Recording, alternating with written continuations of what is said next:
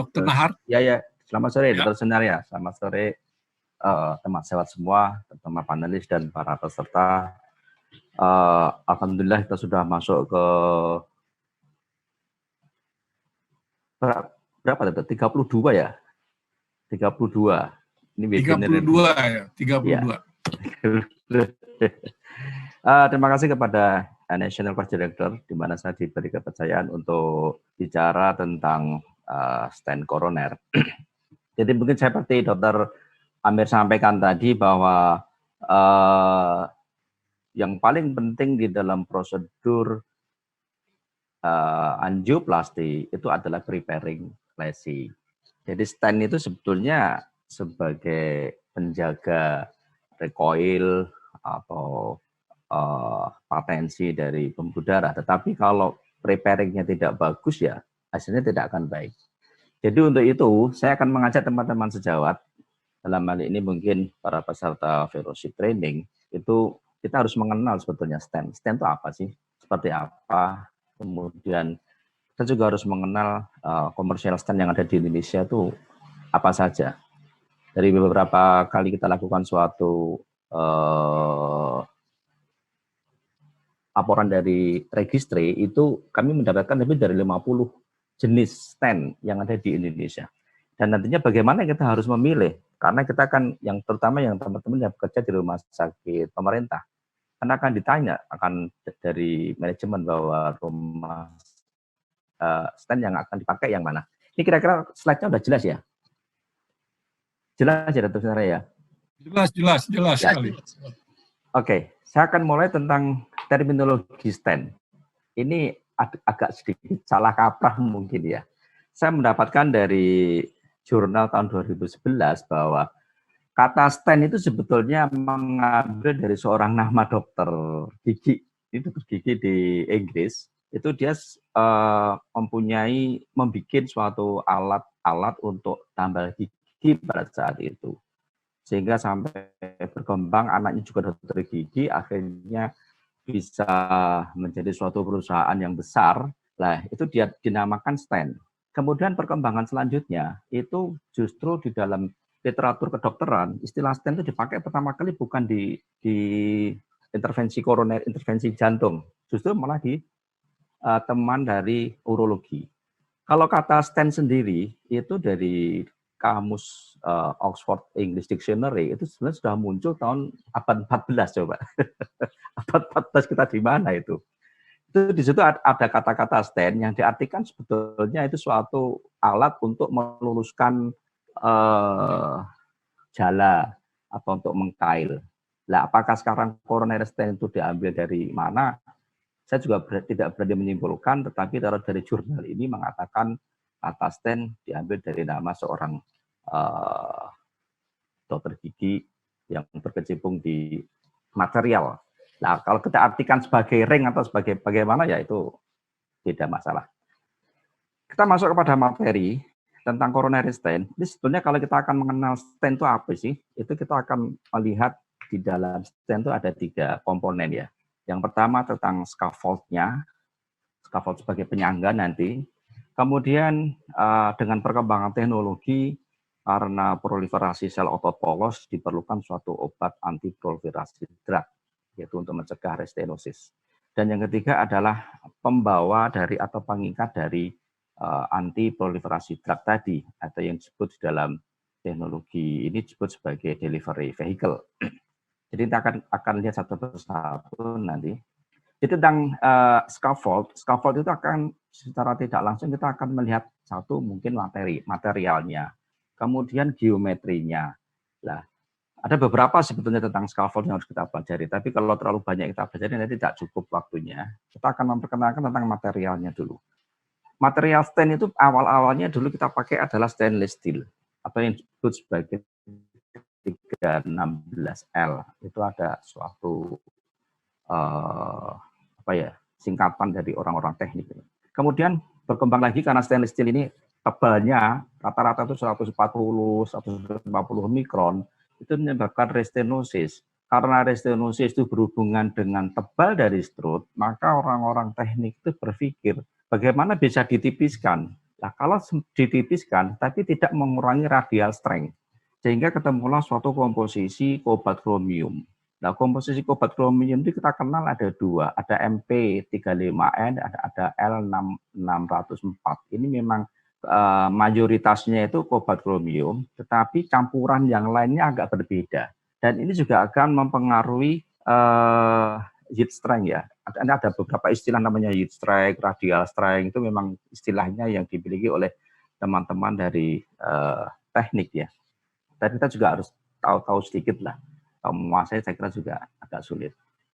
Ya. Kemudian bagaimana tentang geometri? Geometri stand itu memang agak sedikit berpengaruh juga terhadap luaran klinis karena dia akan mempengaruhi tekstur dari dinding pembuluh darah, kemudian aliran darah sendiri, dan kita harus mengenal beberapa geometri stand ini karena kita harus memilih stand yang ada di kamar cath lab kita. Ini saya sedikit mereview dari sejarah. Dulu mungkin ini seangkatannya Dr. Sundarya, Dr. Iswanto Pranatu sama Dr. Nur Haryono, mungkin mengalami akan memakai stand yang berupa wire coil. Jadi dia tuh wire gitu, terus dibikin coil gitu. Kemudian baru dideliverykan ke pembuluh darah. Ini saya juga tidak bisa membayangkan, saya belum pernah ketemu ini. Saya tidak bisa membayangkan bagaimana rumitnya. Kemudian karena ini terjadi banyak ya sedikit komplikasi lah mungkin ya, atau resistensi cukup tinggi, akhirnya dikembangkanlah suatu model stand, apakah itu bentuknya modular stand atau tubular stand.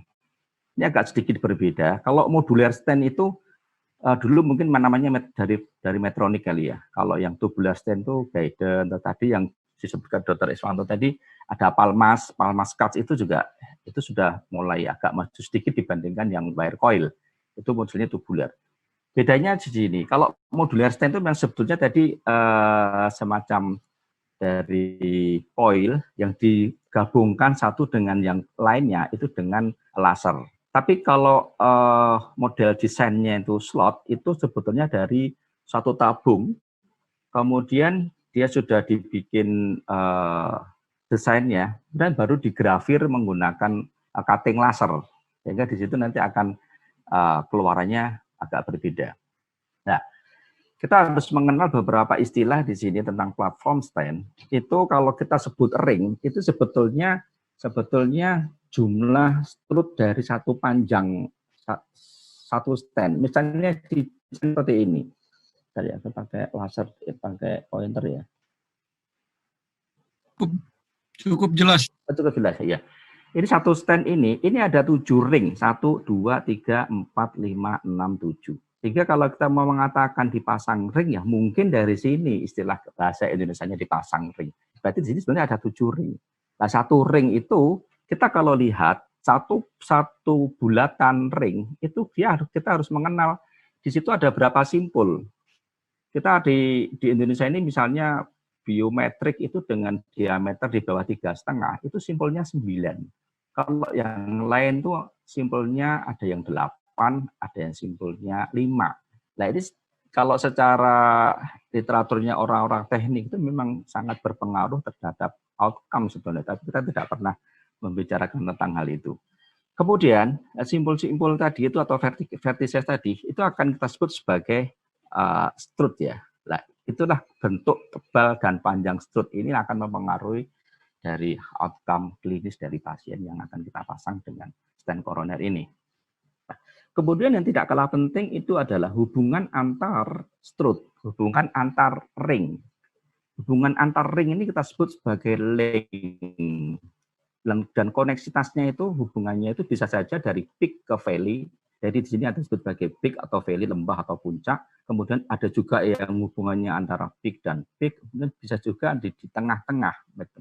Ini ada beberapa contoh gambar yang saya potret dari beberapa stand yang ada di Indonesia. Nah, hubungan antara strut kemudian link ini kita sebut nanti sebagai cell area.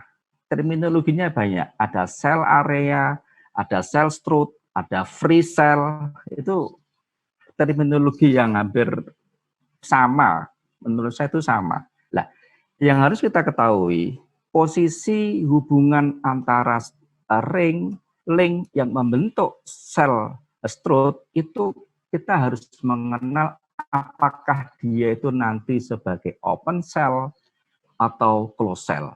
Ya. Kalau open cell itu antar linknya itu sedikit. Artinya dalam satu lingkaran mungkin linknya cuma 2 atau 3, sehingga dia berjarak panjang. Ini yang disebut sebagai open cell. Tapi kalau di setiap puncak atau lembah dari strut tadi itu kita dihubungkan dengan link, sehingga free cell atau selnya itu sempit, itu kita sebut sebagai closed cell. Di sini memang ada kelebihan dan kekurangannya dari tiap tipe dari stent itu sendiri. Apakah itu sebagai open cell atau closed cell? Yang jelas kalau open cell dibandingkan dengan closed cell, radial strength-nya beda.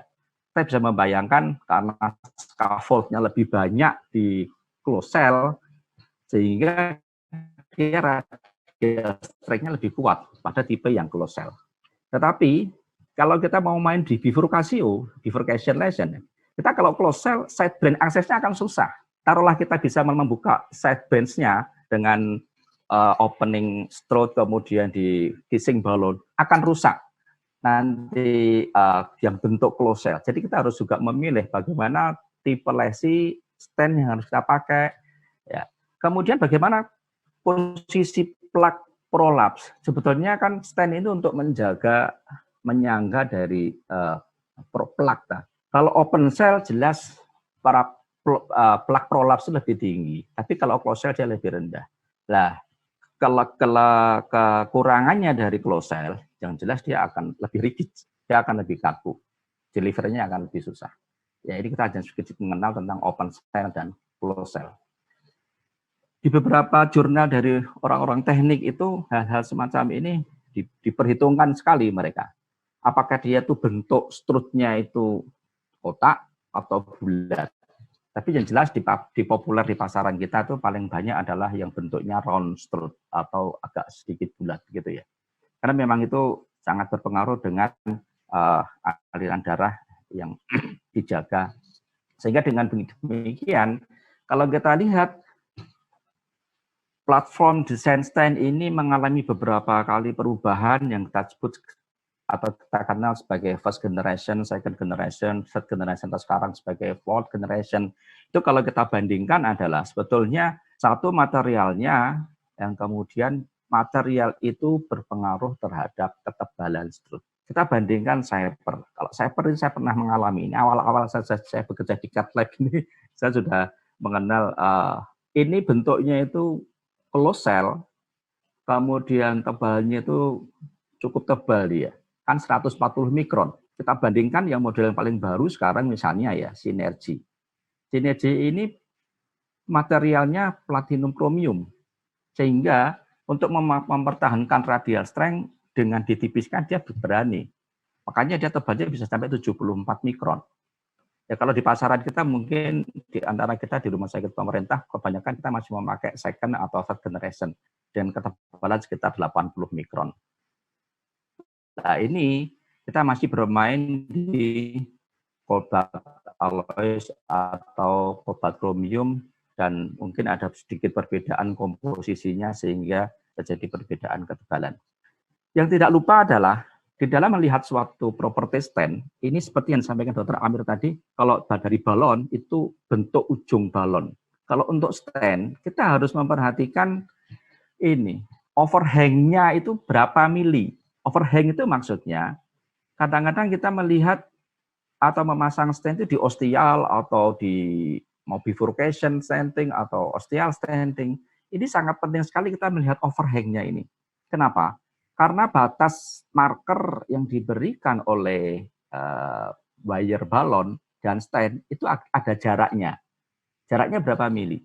Kalau semakin lebar, itu nanti akan semakin mempengaruhi damage pada pembuluh darah yang akan kita pasang stent.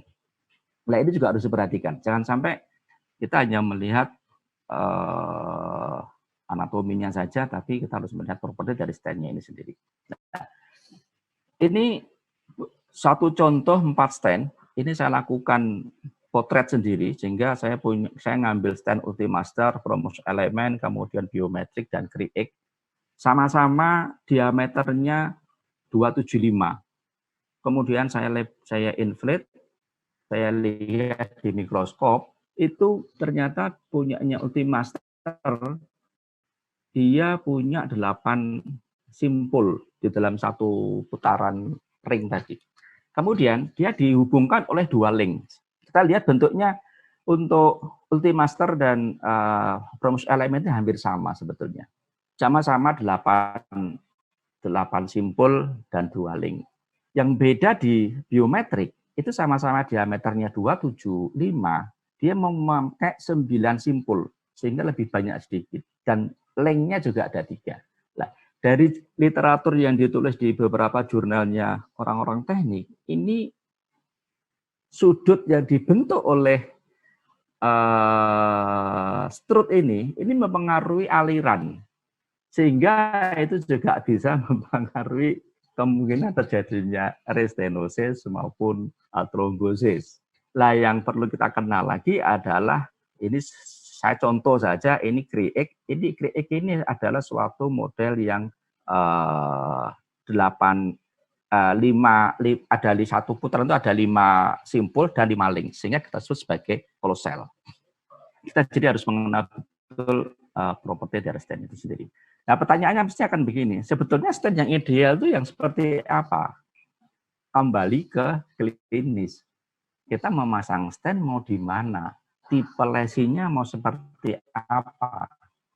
Kemudian properti yang akan kita pakai yang seperti apa? Sehingga kita akan memilih bahannya, tebalnya, kemudian tipenya tadi. Seperti contoh semacam ini. Kita akan melakukan suatu angioplasti atau intervensi koroner perkutan dengan stand, di mana kita harus mengalahkan suatu daerah yang tortius misalnya. Nah, kalau sangat tortius, ya kita jangan milih model stand yang closed cell. Anda akan kesulitan masuk. Kita harus milih yang open cell, ya kan? Atau mungkin kita akan sidebrain access. Kita memasang pada bifurcation lesi, taruhlah kita memakai teknik professional standing. Kalau professional standing, tetap strut di ostial sidebrain kan harus kita buka. Setelah nanti habis itu kita pot. Nah, kita kalau memakai atau memilih stand yang tipenya closed cell, kita bisa bayangkan pasti rusak di opposite dari ostial ostium opposite dari ostium sidebrain itu, kalau pada saat kita lakukan kissing balon, itu sidebrainnya dia akan ketarik dan tekstur dari geometrinya dia akan rusak. Meskipun nanti dilakukan pot, nah itu geometrinya rusak, sudah nanti akan restenosinya akan tinggi. Jadi kita akan memilih stand yang ideal itu yang kita kembali kepada klinis anatomi, mana yang harus kita pilih jenis stand-nya. Itu tadi tentang scaffold. Kemudian tentang derivative vehicle ini kita kenal dulu non-biodegradable polymer. Jadi pada stand generasi pertama itu masih dipakai polyethylene covinyl acetate itu pada Cyper. Kemudian pada second generation itu fluoropolymer dan fosforiklolin. Ini sebetulnya perbedaannya adalah pada polimer pembawa antiproliferatif ini dia lebih biokompatibel. Tetapi yang jadi masalah adalah sisa dari polimer yang ada ini menyebabkan suatu respon inflamasi. Ini yang menjadi pertanyaan sejak dulu adanya drug eluting stent. Drug eluting stent bisa menurunkan restenosis karena zat antiproliferasinya, tetapi polimernya ini yang menjadi masalah karena dia menyebabkan respon inflamasi. Kemudian berkembang teknologinya. Berkembang dia polimernya bagaimana bisa tidak harus ada terus di sana. Dibikinlah suatu biodegradable polimer. Nah, ini berkembang juga. Nah, yang jadi masalah juga dari produk asam dari polimer yang didegradasi itu juga masih menyebabkan suatu respon inflamasi, meskipun memang tidak seberat yang non degradable atau yang biodegradable ini masih menyebabkan masalah karena adanya produksi dari asam sehingga dia menyebabkan suatu respon inflamasi, meskipun tidak terlalu seberat dari yang produk yang pertama. Kemudian berkembang lagi menjadi polymer free, dari drug eluting stent yang tidak polymer free. Bagaimana caranya? Ada beberapa teknologi yang dipakai di sini. Itu ditaruh di dalam stent, kemudian dia akan dirilis pelan-pelan lewat beberapa lubang yang dibikin. Atau mungkin biodegradable polymer dots-nya ini abluminal surface saja di dalam bagian yang menempel seperti punyanya Sinergi itu. Jadi ini satu contoh dari polymer free drug delivery, sehingga obat itu akan dilepaskan pelan-pelan dari dalam stent. Ini suatu perkembangan teknologi saja. Ya. Kemudian kita lihat beberapa stent yang ada di pasar kita ya. DASH dengan durable polymer misalnya. Di sini ada Medtronic, itu ada MDA4, ada Resolute, ada Science, ada Promus Primary. Jadi kita lihat ketebalannya itu 91, 80 sampai 91. Punyanya Medtronic masih 91 mikron. Dan bahannya kalau kita lihat dia sama-sama kobalt kromium.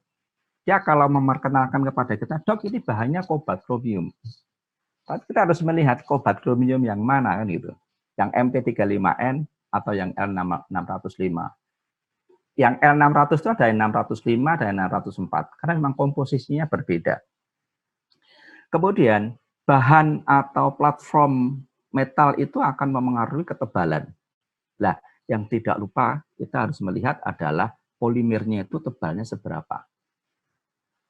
Ini adalah contoh-contoh yang durable polymer. Kemudian contoh yang biodegradable polymer atau bahkan mungkin yang tanpa polimer. Itu kita bisa lihat seperti ini. Ada biometric flag, ada biofreedom. Ini polimer dan thickness-nya untuk ketebalan stand-nya sendiri, scaffold-nya masih cukup tebal ini untuk punyanya biometric. Karena dia masih pakai stainless steel. Biofreedom juga begitu, masih pakai stainless steel. Tapi polimernya untuk biofreedom dia tanpa polimer.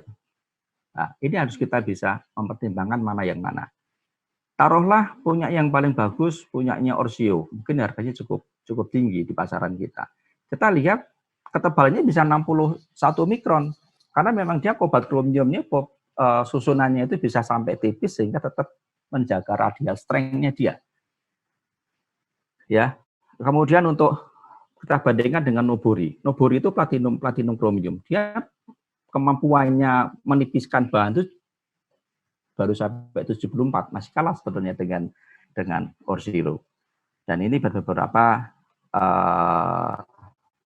trial yang mereka miliki, itu juga kita lihat data klinisnya itu seperti apa. Karena nanti kita akan memilih stent yang mana yang harus kita sediakan di cath lab, itu kita harus objektif, dilihat dari beberapa aspek. Ya, ini sekarang kita masuk ke antiproliferatif. Antiproliferatif ini kan sebetulnya suatu zat di mana untuk mencegah proliferasi sel otot polos. Nah, yang jadi masalah itu half-life-nya itu sangat pendek sekali. Sehingga bagaimana dia bisa diriliskan tuh pelan-pelan dan tetap terjaga untuk menjaga proses proliferasi sel otot polos dari dinding pembuluh darah. Itu yang menjadi tantangan kita. Ya, kita catat ada beberapa golongan ya, seperti yang disampaikan Dr. Amir tadi. Untuk balon itu drug eluting balon memang mereka lebih tinggi profilnya atau hasilnya itu dengan paclitaxel. Kalau di dalam drug eluting stent mungkin golongannya sirolimus dan beberapa turunannya ada sotarolimus, ada everolimus, dan kelompok yang lain. Kelompok yang lain itu sekarang baru diperkembangkan kurkumin. Ya, kami informasikan, kami memang di UGM baru menekuni hal-hal seperti ini. Jadi kami baru mengembangkan sebagai obat anti proliferatif ini, kita kembangkan kurkumin. Kami masih dalam taraf uji pada material. Mudah-mudahan nanti hasilnya baik. Kalau hasilnya baik, nah nanti kita keluarkan stand made in Indonesia, tapi drugnya adalah kurkumin.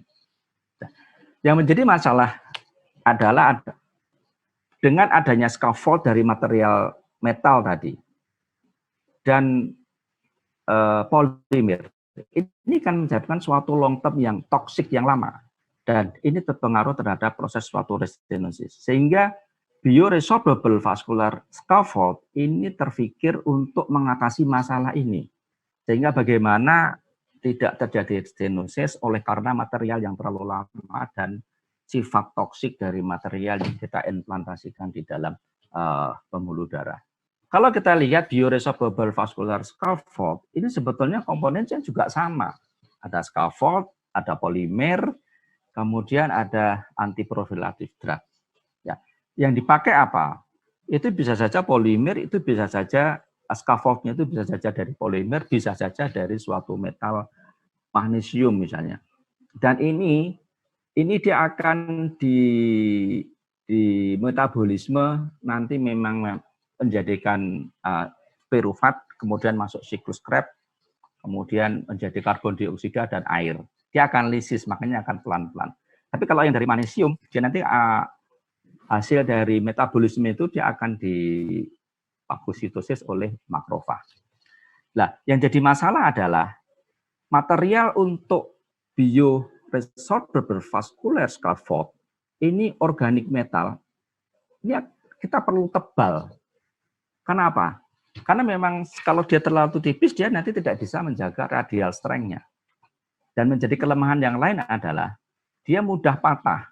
Kalau kita lakukan suatu dilatasi yang terlalu tinggi dan tebalnya terlalu tebal, kemudian dia juga terlalu bulky sehingga nanti kita melakukan delivery-nya agak susah.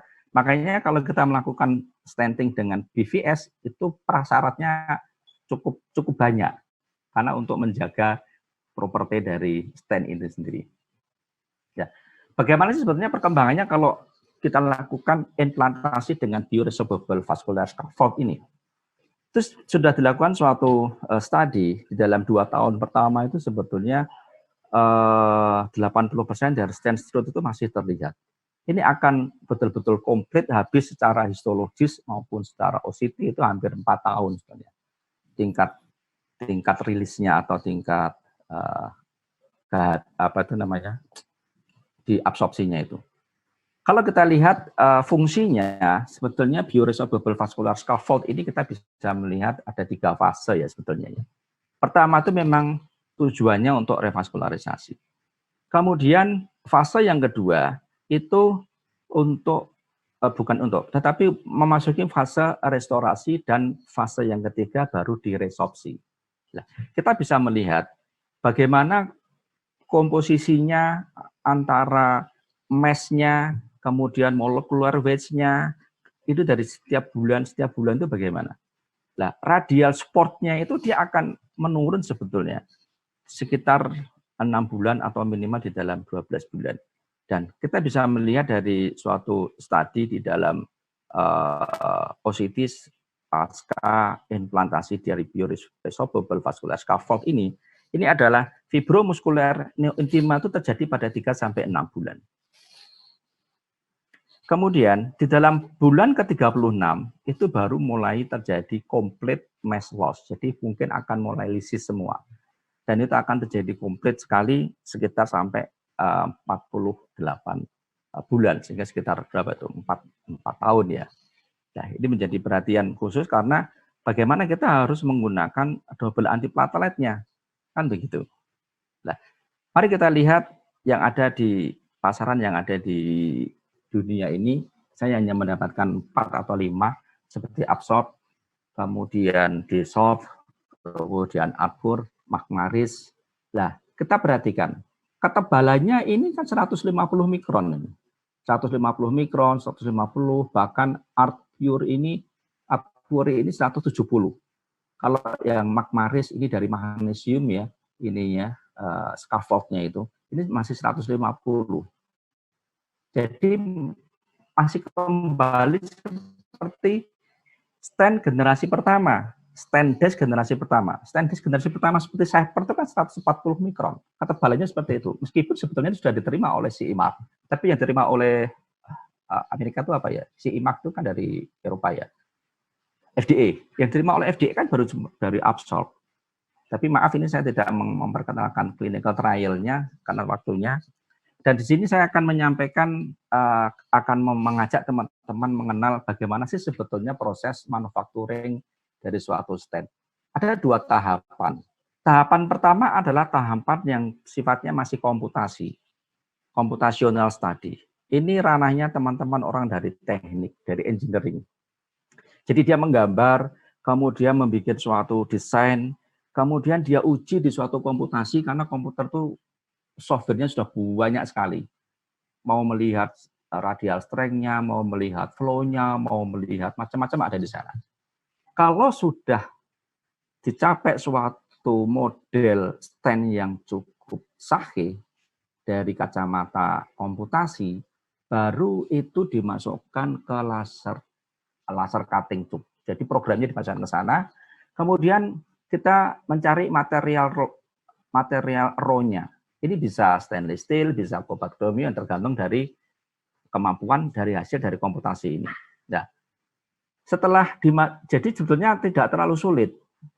Ini sudah dimasukkan di komputasi, kemudian laser tube, kemudian materialnya dimasukkan, dia sudah menggambar sendiri, di cutting sendiri. Nah, setelah cuttingan itu baru masuk beberapa tahapan seperti surface treatment. Kan waktu 3 menit lagi, Dok. Benar. Ya, Dok, masih sedikit, Dok. Kemudian kadang-kadang ada tambahan. Nah, di sini baru drug eluting stand-nya dimasukkan. Kemudian dilakukan cramping. Nah, inilah balon tadi itu dari yang disampaikan Dr. Amir, dilakukan assembly. Ini balon juga sangat berpengaruh. Baru ini siap pakai. Nah, baru siap pakai ini baru masuk nanti pada fase animal study. Animal study bagus baru masuk clinical trial. Nah, ini sebetulnya harus kita pahami di sini. Kalau kita bikin, saya kira kita bisa lah. Sekarang bagaimana kita akan memilih coronary stent? Ini saya ambil dari jurnalnya India, cukup baik lah. Tapi tahun 2016 ini. Bagaimana kita akan memilih suatu stent yang baik? Kita memilih suatu stand yang baik itu ada 2 kacamata sebetulnya. Satu, teknik, aspek dari technical ya, propertinya bagaimana. Yang kedua adalah outcome data clinical trial. Nah, dari jurnal ini cukup applicable karena dia sudah memberikan suatu scoring. Misalnya stand itu materialnya apa? Kalau stainless steel ya dia beri skor 0. Tapi kalau materinya cobalt chromium dia beri skor 1. Taruhlah dia bioabsorbable, ininya 3. Tetapi dari bioabsorbable meskipun materialnya skornya 3, tapi ketebalannya dia 150, dia dapat skor 0.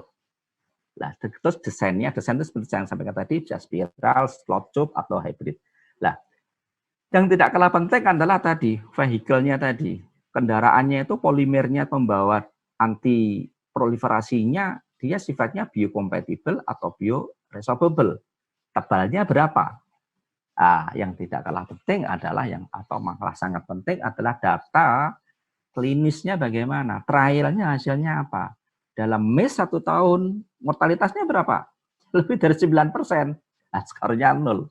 Kalau MIS-nya kurang dari 6%, ya kita kasih skor lebih banyak. Sehingga di sini, kalau sudah kita masukkan, di jumlah semuanya, itu sebetulnya kita bisa membuat atau stand itu ada di first generation, second generation, third generation, atau fourth generation. Jadi kalau ditanya sama orang rumah sakit, Dok, standnya yang mau dibeli yang mana? Jangan diserahkan sama orang rumah sakit. Serahkan sama orang rumah sakit, nanti cari harganya yang paling murah. Harga paling murah, kualitasnya bagaimana? Nah, di sini kita mencoba suatu standarisasi bagaimana kita memilih stand. Jadi sebagai resume adalah kita mengenal properti stand ini ada 3, yaitu scaffold, anti proliferasi, kemudian delivery vehicle. Kemudian bagaimana kita akan memilih suatu stand yang baik untuk sediaan di kamar kerja kita lihat aspek propertinya atau tekniknya, technical aspeknya, dan yang tidak kalah penting adalah outcome data klinis trials itu. Cuman sayang saya tidak bisa menyampaikan data-data klinis dari beberapa stand karena memang waktu, mungkin lain waktu kita bisa sambung lagi. Sekian, Terima kasih, Dr. Sunarya. Mudah-mudahan terjadi diskusi yang konstruktif. Ya, terima kasih Dr. Nahar.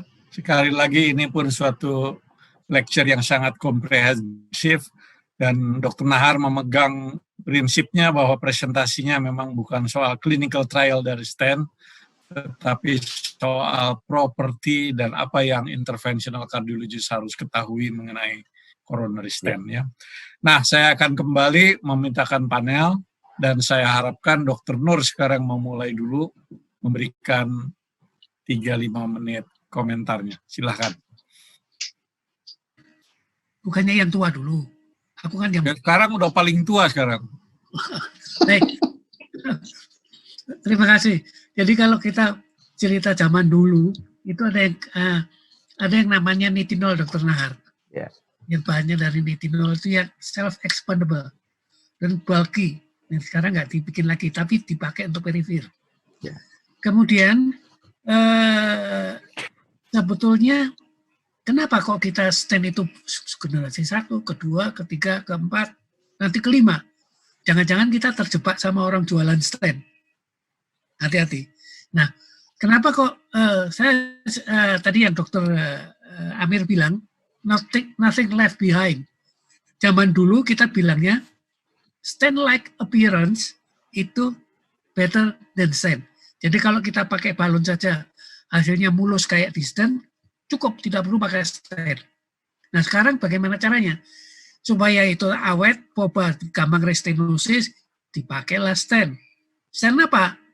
Mulailah dari stainless, oh terlalu bulky dan sebagainya. Terus dapat polimer supaya tidak ada tapi gambar di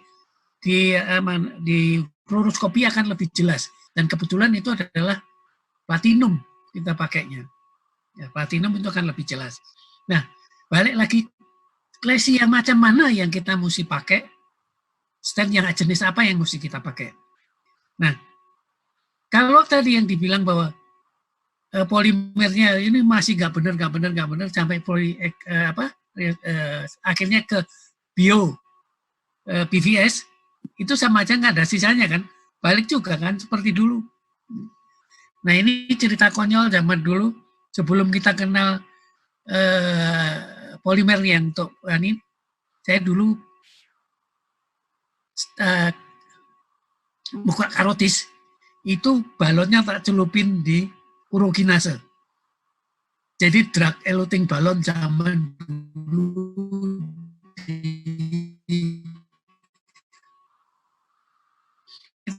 masuk akal apa enggak, yang jelas baru masuk ke darah udah hilang tuh urokinasenya. Tapi ternyata sekarang ada teknik untuk nempelin obat. Nah balik lagi ke jenis stent apa yang mesti dipakai. Nah itu yang mungkin kita mesti jawab. Kalau kita mau bifurkasio, stent yang mana? Supaya kalau stent yang mana kita pakai? Kalau kita double stent, 2 stent, kalau kita pakai DG cross, tentunya pilih yang materinya yang tidak tebal. Sehingga tidak ada penumpukan material pada keras tadi. Dan seterusnya.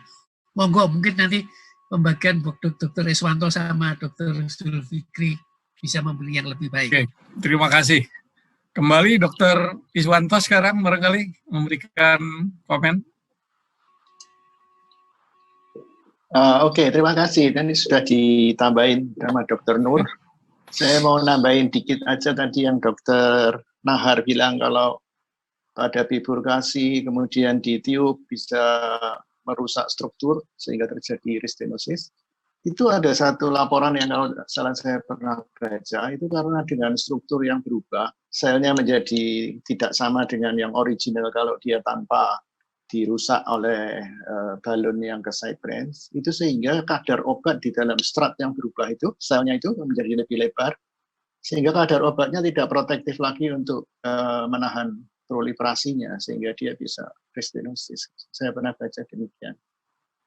Kemudian yang tadi disebutkan oleh Dr. Nur, memang pada akhirnya kita harus tahu senjata yang kita pakai ini kemampuannya sampai di mana, kekurangannya di mana, kelebihannya di mana. Dan itu sebagian dari webinar seperti ini, dan mungkin 50% sampai 60% lagi adalah dari experience kita sendiri-sendiri. Itu yang melekat pada kita, sehingga stylenya kita itu mungkin bisa beda dengan orang lain, tapi kita tahu itu yang paling baik buat pasien, yang long term patensinya mungkin dan komplikasinya paling panjang, sehingga dia tidak perlu balik-balik dikerjakan lagi gitu. Dan yang terakhir, tadi dokter pembicara pertama tadi itu mengatakan mengenai nothing left behind. Nah, itu sebenarnya filosofi yang sangat bagus karena ada yang natural. Oleh karena itu, seperti tadi Dr. Nur yang mengatakan stand like result, itu sekarang kita bisa prolong hasilnya dengan finishing drug-eluting balloon. Jadi itu dipakai untuk de novo lesion. Saya kira itu studi yang terakhir juga sudah disebutkan oleh pembicara pertama tadi. Dan saya sudah memulai de novo lesion dengan drug-eluting balloon mulai kira-kira 8-10 tahun yang lalu dengan hasil yang sangat bagus. Sehingga kita tidak perlu memaksakan diri memasang suatu stent yang setelah 2 tahun karena tidak ada restenosis, stent itu tadi tidak berguna lagi di situ, tapi dia mengganggu vascular dynamics dan mempunyai long-term effect yang seperti tadi disebutkan. Nah, ini ada satu email yang newsletter yang dikirimkan ke saya, suatu inovasi baru dari stent, ya, logam, kobalt, kromium, tanpa obat, bare metal, yang mereka sebut sebagai Cobra dari Celonova. Mungkin Dr. Sun dan para panelis dan pembicara mengenal itu. Dia hanya mempunyai coating yang pakai teknologi nano coating. Mungkin nanti bisa langsung melihat ke websitenya, yaitu Celonova. CELONOVA. Saya kira itu dulu. Terima kasih. Oke, Dr.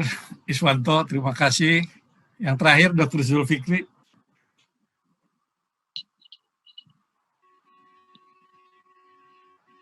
Ada slide juga, Dr. Zulfikri? Ya, ada slide.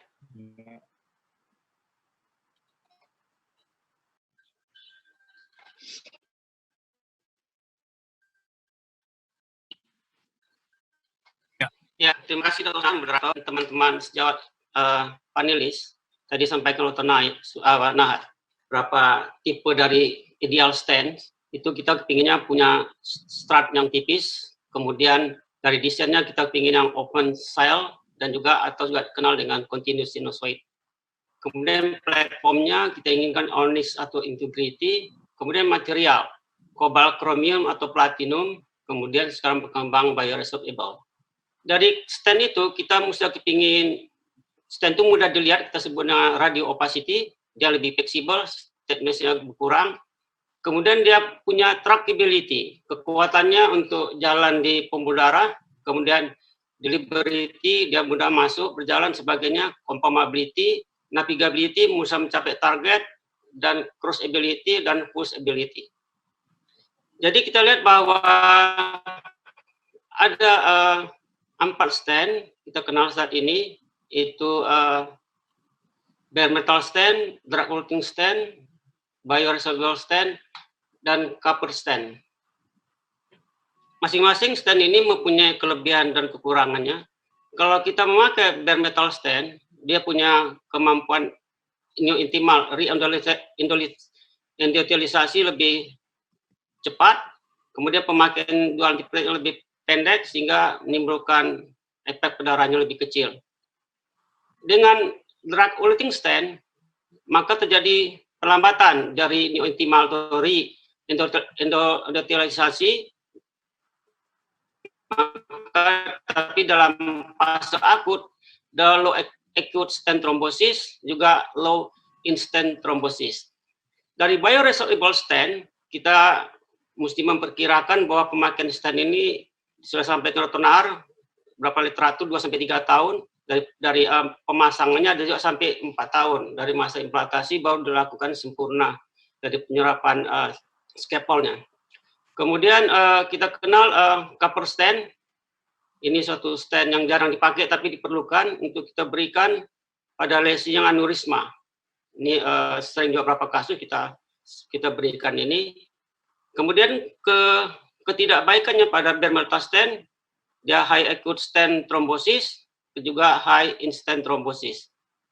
Pada drug eluting stent, dia memperlambat masa reendotelisasi, tapi low acute stent thrombosis, low instant thrombosis. Pada yang bioresorbable stent, kita sudah perkiraan tadi, ini pemakainya mungkin pasti kita harapkan life expectancy lebih 5 tahun, dan diameterisinya lebih dari 2, kemudian maksimal panjang 28 mm. Kalau tadi cover stent tadi lesi pada aneurisma lesi, kemudian yang tidak kembalinya pada Bermelta stent, tadi ini akut instant thrombosis, high instant thrombosis, high instant thrombosis, dan pada drug eluting stent tidak kebaikannya ada pemakaian long term dual antiplatelet, ini menyebabkan risiko bleeding lebih tinggi. Kemudian bioresorbable ini beberapa hal yang mesti kita perhatikan dan tidak direkomended pada yang lesinya lesi klasifikasi yang berat, dan pembuluh darah yang turtus, kemudian possible thrombus, masih ada thrombus, dan instant thrombosis, kemudian juga pada osteal lesi. Pada cover stent, ini tentu kena dari Dacron, ini perlu long life anti-dual plateletnya. Ini ada satu studi yang baru dirilis di Jurnal Interventional Cardiology oleh Yang dan kawan-kawan pada Juni 2020. Pada long term follow up lebih dari 6 bulan, ternyata outcome dari drug eluting stent lebih jelek pada Bermelta stent. Jadi kelebihan dari DES ini adalah dalam jangka pendek pada fase akut, tapi pada jangka panjang setelah follow up 6 bulan ini memberikan miss yang lebih jelek dibandingkan dengan stent Bermelta stent. Ini diduga postulasinya oleh penulis karena adanya tadi ini antiprolatif obat-obat tadi, baik bentuk polimer atau polimer free, itu akan akan menghambat proses proliferasi dari endotel sehingga tidak bisa menutupi stent itu secara sempurna dalam jangka panjang. Terima kasih Dr. Sunarya. Oke, Dr. Zulfikri, ya merupakan kesimpulan dari seluruh presentasi Dr. Nahar dirangkum oleh Dr. Zulfikri ya. Saya kira kita cukup waktu sore ini, barangkali masih ada waktu sekitar 15 menit. Oleh karena itu saya ingin Dr. Amir mencoba melihat dalam Q&A itu ada 4 atau 5 pertanyaan, apakah diulas satu-satu atau secara ya, ini ya. Ya. Oke, makasih Dok. Jadi saya akan jawab secara singkat Dok masing-masing ini. Jadi tadi saya ada 6 pertanyaan nih Dok. Yang pertama, POBA, setelah di POBA slow flow atau no flow ya, itu bagaimana? Nah, tentu kita kembali ke dasar daripada mekanisme slow flow atau no flow pada post POBA ini, apakah pada acute coronary syndrome atau stable, maka kita mesti cari tahu apakah sebabnya trombus, apakah spasme ataukah diseksi, karena tentu pendekatannya berbeda-beda. Kalau trombus kita akan lakukan suction, kalau spasme tentu diberikan vasodilator seperti nitrat. Tapi kalau terjadi diseksi, saya kira perlu dilatasi lebih lanjut, long balloon inflation, dan kemudian diakhiri oleh stenting. Ya, jadi seperti itu. Selanjutnya pertanyaan kapan harus pakai scoring balloon, kapan cutting balloon. Saya kira ini clinical judgment saja. Di samping tentunya perlu memperkirakan karena cutting balloon itu lebih bulky dibandingkan scoring balloon dengan blade-nya itu. Maka kalau pasien-pasien yang dengan tight lesion tentu cutting balloon akan sulit. Biasanya harus didahului dengan balon atau di NC balloon dulu baru lakukan cutting balloon. Jadi scoring balloon atau cutting balloon saya kira ini clinical judgment saja, dan cath lab Anda punya apa? Itu aja. Kalau Kalau adanya Kalau scoring balloon, melihat pakailah lahirnya scoring balloon. mana yang lebih dulu lahir, scoring apa cutting? Ya dok, Kalau Scoring. menurut scoring atau cutting? gimana dok? Artinya Lahir, secara teknologi munculnya scoring balloon dulu atau cutting balloon dulu? ya kalau scoring balloon kan sebenarnya intinya hanya di itu ya, seperti Ya, nitinol di betul. samping daripada non-compliant. Jadi ini pertanyaan selanjutnya nyambung saja bahwa bagaimana kalau pakai wire saja untuk scoring balloon seperti saya sampaikan tadi. Jadi homemade ya, homemade scoring balloon saja, masukkan 2 atau 3 wire, kemudian dipoba dengan NC balloon, maka jadilah sebenarnya scoring balloon ya. Kalau memang tidak ada. Dan selanjutnya DEB bagaimana inflation ini bagaimana menghindari simptom atau elevasi ST. Ya tentu mengikuti sarannya, yaitu biasanya 45 detik. Saya biasanya melakukan sampai 2 menit pada drug-coated balloon, dan saya akan pantau pertama keluhan pasien, yang kedua adalah EKG, yang ketiga adalah hemodinamik. Ya. Kalau tiga-tiganya tuh oke, saya biasanya 2 menit nggak ada masalah. Ya. Lain halnya kalau ada proximal lesion, ya, nanti nyambung di kalau left main bagaimana. Ya. Definition for well-prepared vessel seperti apa? Ya, no flow limiting dissection kalau dari jurnal terbaru tadi, residual stenosisnya kurang dari 30%. Ya, kurang dari 30%, maka itu disebut well-prepared vessel. Dan bagaimana kalau ISR calcified? Ya, bagaimana risiko cutting atau scoring balloon? Pertama, kembali lagi kepada teori daripada instant restenosis, maka kita harus melihat intracoronary imaging. ISR ini dominan apa? Hiperplasi intima neoatherosclerosis saja, atau ISR-nya tuh karena under expanded stent, karena di belakangnya ada kalsifikasi. Nah, ini 2 hal yang berbeda pendekatannya. Kalau dia dominan hiperplasi intima atau neoatherosclerosis, maka silakan pakai scoring balloon, mulai dari NC, scoring, atau cutting balloon. Tapi kalau ISR-nya itu karena under expanded stent, tidak ada itu hiperplasi intima, hanya di belakangnya ada itu, maka yang dulu dilakukan sebagai off-label rotablation itu bisa dilakukan di rota. Stand-nya tuh di rota, kalau ekstrimnya seperti itu. Tapi saat ini, itu beberapa case report yang saya baca, itu mereka melakukan lithotripsy pada stand yang under expanded karena di belakangnya ada kalsium dan yang tidak di-prepare pada PCI sebelumnya. Itu bisa dilakukan dan ternyata cukup efektif. Setelah di lithotripsy kemudian di NC itu bisa bagus. Acute luminal gain-nya itu bagus sekali ya. Terus selanjutnya DCB pada left main. DCB pada left main itu jarang dan berisiko, terutama kalau unprotected dan kalau last remaining vessel. Kalau last remaining vessel saran saya jangan dilakukan. Lebih bagus mungkin dioperasi atau yang lain. Tapi kalau katakanlah RCA-nya normal, EF-nya normal, itu sangat mungkin dilakukan drug-coated balloon pada left main. Ada satu publikasi di Heart 2017, single center di UK melakukan sekitar 21 pasien selama 5 tahun pada left main, itu cukup aman, follow up selama 1 tahun. Ya. Saya kira yang terakhir saya ingin menyampaikan satu statement dari Roxana Mehran di salah satu artikel. Pada saat treating instant restenosis, yang kita inginkan adalah luminal gain, yaitu besar pembuluhnya. Pembuluh besar itu sebenarnya itu berasal daripada additional stent expansi, dan yang kedua adalah neointimal tissue compression. Jadi 2 hal ini saya kira ini penting. Kalau masalahnya di neointima, maka kita pakai cutting dan balloon, itu seperti itu. Kadang-kadang ISR itu karena under expanded stent. Tidak ada neoatherosclerosisnya, tidak ada.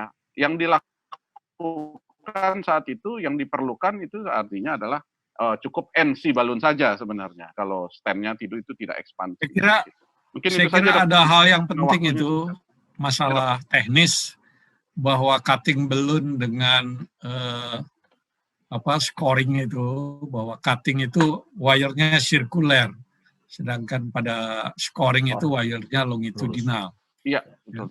Jadi memang apakah mekanisme itu akan menunjukkan perbedaan atau tidak? Yang jelas crossability-nya lebih sulit kalau yang yang sirkuler mungkin ya. Iya. Iya dok. Saya kira pertanyaan terakhir ini perlu diklarifikasi baik oleh Dr. Nahar ataupun Dr. Amir mengenai POT, NCB atau NC. Secara umum POT itu dilakukan dengan non-compliant balloon dok, non-compliant balloon. Cuma satu waktu beberapa tahun lalu waktu saya ikut training OCT di Hong Kong itu Profesor Stephen Lee, yaitu pakar OCT Asia, itu ketika melakukan POT, itu mereka melakukan semi-compliant balloon, karena dia bisa melihat jadi kalau kita punya imaging nggak ada masalah ya. Dia bilang tidak perlu, yang penting stand nempel itu nggak perlu pakai non-compliant, tapi secara umum saya kira pada POT itu harus melakukan dengan non-compliant balloon. Itu aja dok. Size 1:1-nya ya. Iya dok. Oke, yang khusus pertanyaan untuk Dr. Nahar, saya kira di sini barangkali bisa dilihat dari Dr. Roni Santoso. Perkembangan bagaimana future direction dari STEP, apakah BVS akan comeback? Ya, saya kira ini generasi berikut akan melihat. Ya. Karena saya kira yang memproduksi BVS ini sekarang belum nyerah, ini masih trial terus. Iya dok, terima kasih. Justru saya pribadi berharap for the future itu BVS. Ya, jadi masalah itu kan kita masih menunggu teman-teman dari engineering-nya kan. Bagaimana menampilkan suatu material yang dia scaffold-nya itu kuat, tapi tidak terlalu tebal, tidak terlalu bulky, sehingga delivery-nya kemudian dia menerima tekanan dari balon stand-nya itu juga cukup kuat, tidak gampang patah. Itu saya kira nanti akan mempengaruhi outcome ke depannya. Karena seperti yang disampaikan sama Dr. Zulkifli tadi, di jurnal Juni 2020 dia mengklaim DES tidak terlalu baik dibandingkan dengan BMS, yaitu karena memang material toxicity dari polimernya kan yang jadi masalah, karena proses suatu inflamasi yang kronis. Sehingga tetap kita ini berharap BVS akan menjadi harapan. Hanya saja mungkin belum muncul aja dong. Nah, jadi sekarang kan baru magnesium dan apa tadi? PPL ini ya. PPLA kalau nggak salah. Untuk Dr. Nahar, saya kira itu apa yang diungkapkan oleh Dr. Zulfikri, studi, kalau nggak salah dari Cina itu ya, Dr. Iya, Cina. Bahwa seolah kita harus kembali ke BMS. Siapa yang mau kembali ke BMS? Jadi gimana ini soal ini? Saya kira ada klarifikasi nggak? BMS itu bukan berarti jelek, tapi BMS bisa kita pakai. Ada beberapa persyaratan kan. Satu, lesi tipe A, panjang lesi, diameter pembuluh darah. Kalau di sana sudah disebutkan diameternya at least 3,5, panjangnya tidak lebih dari 28. Tipe kalau kita A. Ingat, kalau kita ingat studi dulu pertama membandingkan Cypher ataupun Cypher dengan BMS itu memang tidak ada lesi vessel size 4 mili kan? Ya, yang ada itu di bawah itu. Ya. Silakan, saya lihat Dr. Fauzi ada di sini, barangkali mau memberikan komen. Dr. Fauzi. Boleh nambah komen? Dr. Sunaria. Silakan. Ya, jadi kalau kita lihat kita bicaranya lagi kalau pasien itu sudah tidak bisa stand, nggak ada tempatnya lagi, itu dokter bedah juga kesulitan loh. Masang pada pembuluh darah yang full metal body susah itu.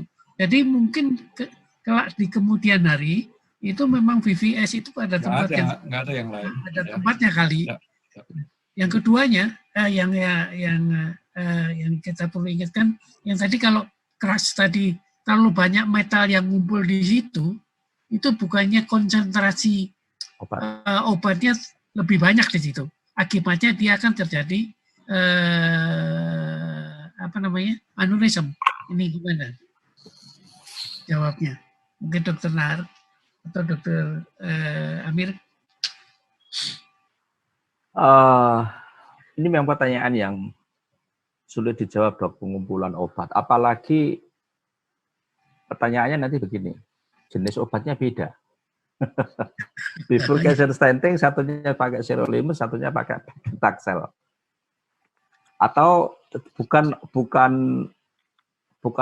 bifurcation, tapi overlap stenting. Overlap stenting itu kan di situ ada 2 material. Tebalnya 70 tambah 70 menjadi 140. Kalau kita tidak betul-betul preparasi yang baik, kemudian post delete juga tidak baik, kan tebalnya jadi agak cukup tinggi kan. Nah, pertanyaannya kalau itu material antiproliferasinya beda, bagaimana interaksi antara 2 obat itu? Saya nyari-nyari belum ketemu. Nggak ada. Mungkin teman lain bisa menjawab. Mungkin dia kalau pakai kurkumin kali mungkin lebih baik. Ya, kurkumin itu kan temulawak. Nah. Ya, itu.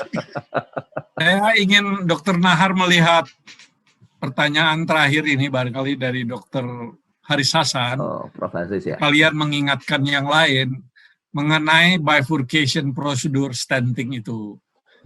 Rewiring beda proximal dan distal pada main vessel, dampaknya bagaimana pada decay crush maupun pada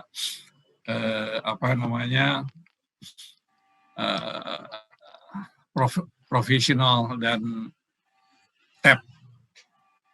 Ya. Apa untungnya proximal, apa untungnya distal rewiring? Ya, di situ memang ada perbedaan pengumpulan strut ya. Kalau kita memakai teknik profesional stenting, kita memakai rewiring di ostial itu yang paling distal, ya otomatis kan strutnya akan ngumpul di bagian angle yang pertama di ostium di sini. Nah, tetapi kalau misalnya kita bisa tengah, mungkin kita bisa saja. Tapi mungkin nanti bisa ditambahin jadi yang lain ya. Memang itu menjadi pertanyaan yang istilahnya mau dilihat dari sisi apa, debatable lah. Apalagi decay crush. Decay crush itu dulu kan teknisnya kita rewiringnya juga awal-awal sama yang terakhir ini pendapatnya agak berbeda. Bagaimana rewiringnya untuk ostial tersebut. Nah ini memang perlu suatu studi di dalam suatu Simulator. Ya, memang. Sebetulnya kita tuh di UGM itu ada, Dok, mikroskop elektron. Mungkin di tempat lain juga ada. Ya. Saya juga pengen sekali memakai suatu simulator itu, saya rewiring distal, mid sama proximal untuk decay, dan kita potret dengan mikroskop elektron. Sebetulnya pengumpulan strutnya bagaimana? Sehingga untuk menjawab pertanyaan Dokter Haris, saya belum berani. Tetapi saya kira kita sudah punya barangkali 30 recording, termasuk slide. Ya. Ada masalah decay crush, ada masalah profesional. Masalah wiring ini sudah kita bahas. Oh, ya. Nah, jadi pada kesempatan ini juga saya ingin mengumumkan kepada teman-teman, saya kira Dr. Fauzi sebagai National Coordinator Training, Dr. Rifki yang mengkoordinir acara Distance Learning ini, Dr. Doni sebagai Ketua PIKI, barangkali dengan senang hati akan sharing material recording yang kita punya mengenai Distance Learning ini, termasuk juga slides-nya, bagi teman-teman yang berminat. Karena terus terang 200 orang anggota PIKI di dalam PERKI ini merupakan frontliners kita di dalam PCI. Jadi saya kira kita tepat waktu selesai. Saya mengucapkan terima kasih kepada 2 pembicara, Dr. Nahar mengenai coronary stent dan Dr. Amir mengenai basic balloon angioplasty. Ya. Sebelum kita berpisah, tentu kita harus ingat lagi acara PIKI ke depan, minggu depan, barangkali bisa ditampilkan Pak Rindra dan Regina. Kita akan ada acara pada tanggal 15 Agustus dan 17 Agustus. Tolong diingatkan, ditampilkan. Dokter. Sudah saya tampil. Ya, baru muncul ini, baru muncul ya. Jadi saya kira yang tanggal 15 ini Dr. Munawar sebagai moderator akan Dr. Yudi membicarakan mengenai masalah guiding. Karena guiding ini betul-betul syarat utama support pada PCI. Waktunya sangat panjang, sejawat bisa ikut diskusi dengan baik, karena kita ada 3 panelis, yaitu Dr. Bambang, Dr. Amir, dan Dr. Samuel. Kemudian pada hari kemerdekaan 17 Agustus, Dr. Doni Firman akan memimpin acara ini. Mungkin kita akan nyanyi Indonesia Raya dulu. Dan kita ada 2 speaker tamu, yaitu dari Kuala Lumpur, Dr. Asri Rangga, dan dari Jepang, Dr. Wataru Nagamatsu. Topiknya tentu adalah yang menarik, kompleks PCI ya, bagaimana POT tadi disampaikan ya, kemudian kompleks bifurcation mengenai bifurcation, CTO. Jadi pada tanggal 17 Agustus, saya kira sebelum penurunan bendera pusaka, kita akan kumpul untuk acara ini. Nah, acara sore ini saya lihat dihadiri oleh 200 anggota kita. Sekali lagi saya berterima kasih kepada Pfizer, single tablet Lipitor 80 mg yang selalu kita ingat, belum ada saingannya. Yang lain masih 20, 40, 10 ya. Dan sekali lagi sejawat Vicky bahwa pada tanggal 27 sampai 29 November Isikam coming to virtual. Jadi sejawat pun bisa kontribusi dan tidak sulit, tetapi merekam semua presentasi ataupun case yang sejawat punya, dikirimkan dan nanti kita nilai mana yang akan bisa ditampilkan dengan baik. Sebagai penutup tentu saya harus membacakan sekali lagi pantun ya. Dan pantun ini seperti biasa dibuat oleh Dr. Arwin. Wah, saya harus singkirkan ininya. Bagaimana nih menyingkirkan? Dalam berselam, dangkal berjingkat. Ya. Tuan ternama ini tadi Dr. Amir dan Dr. Nahar lagi pandai bersilat. Bolehkah kami berguru dalam waktu singkat? Semoga pesan tersampai, amal pun tercatat. Saya kira kita akan berpisah sore ini dan kita akan bertemu pada tanggal 15 Agustus 2020 yang akan datang. Wassalamualaikum warahmatullahi wabarakatuh.